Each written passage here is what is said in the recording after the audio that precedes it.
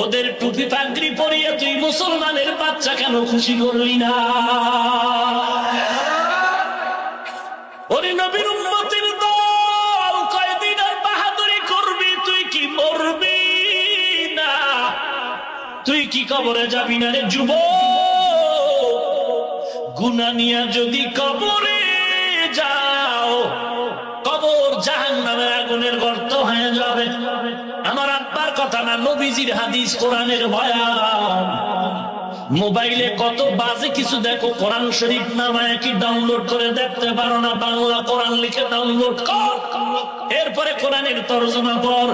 ইন্নাল আবরারা লাফি নাঈম ওয়া ইন্নাল ফুজ্জারা লাফি জাহিম ওয়াইলুল লিকুল্লি হুমাযাতিল লুমাযা আল্লাযী জামা'a মালাহু ওয়া আদ্দাদা ইয়াহসাবু আন্না মালাহু আখলাদা কাল্লা লা ইউনবাযান্না ফি হুতামা।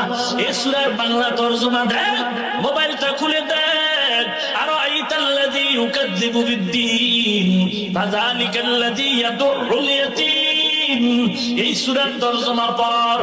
ইযা যুলজিলাতিল আরদু জিলজালাহা ওয়া আখরাজাতিল আরদু আসকালাহা ওয়া ক্বালাল ইনসানু মা লাহা আলহাকুমুত তাকাসুরু হাত্তা যুরতুমুল মাকাবির।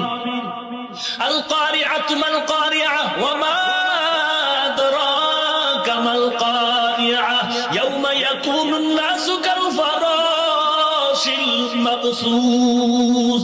এই সূরাগুলোর তরজমা পড়ে দেখ, শুধু জাহান্নামের বয়ান। আল্লাহর কোরআন কি মিথ্যা ভাবছো? নবীর যুগ থেকে দুশমনেরা চেষ্টা কম করলো না, একটা ভুল বের করতে পারলো না।